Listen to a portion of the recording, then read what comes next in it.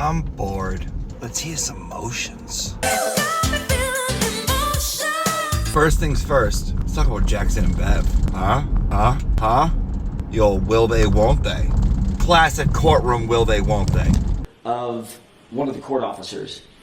Who are in charge of the jury? Your Honor, I'm getting to that.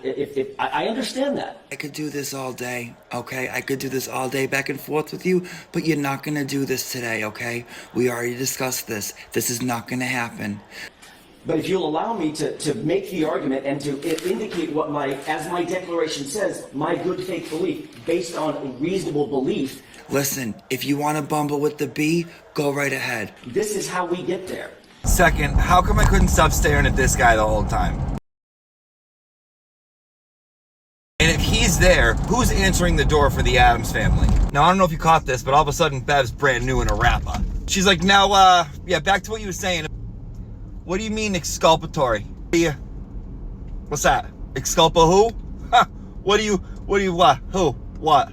I don't get it. Sorry, can I just get back to that, what you were just discussing about me? How is that exculpatory?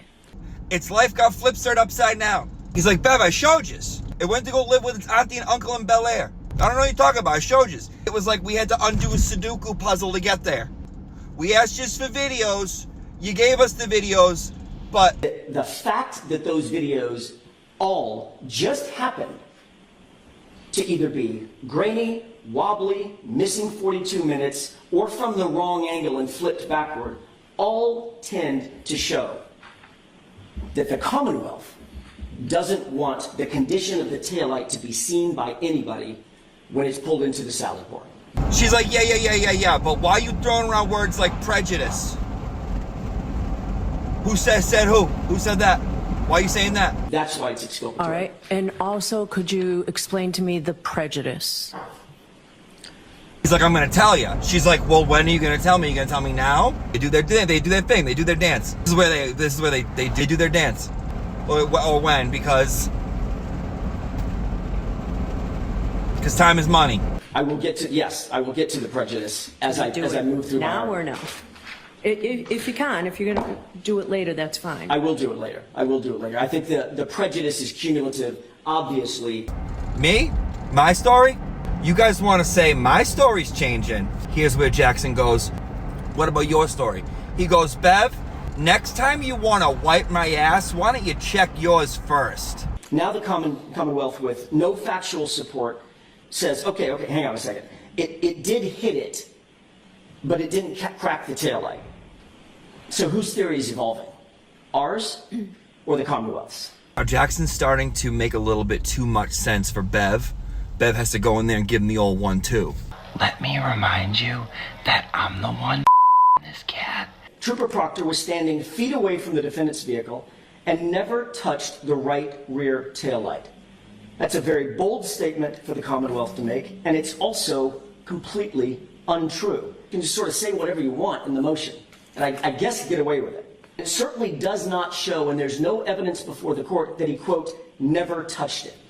As a matter of fact, we would submit... Does it show that he does touch it? Well, of course it doesn't show he touches it, Your Honor. He's on the other side of the car. Jackson's like, listen, I'm trying to play a game of checkers. I'm gonna be jumping. You're over here telling me that it's chess. The game's not even the right game that we're playing. You're gonna get me on a Wreck-It Lion, and then all of a sudden, by some Jen McCabean type of black magic, it's all gonna go away and change. That's a direct quote from their opposition. They don't name who the investigator is. They don't indicate whose case file it was. They don't tell us where that case file had been, who had control over that case file, just a paper case file somewhere, mysteriously.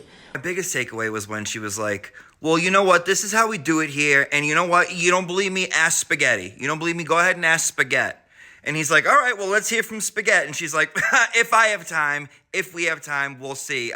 I need my fucking weekends. He knows this not to be true. Mr. Giannetti just indicated to me that that's not quite the fact. And so Mr. Giannetti, I think, should be able to at least address the court. So if the court would allow Mr. Giannetti to explain what his experience is, that may elucidate on this issue. If we have time later, go on with your argument. I'm happy to, Your Honor, and thank you for giving me the opportunity.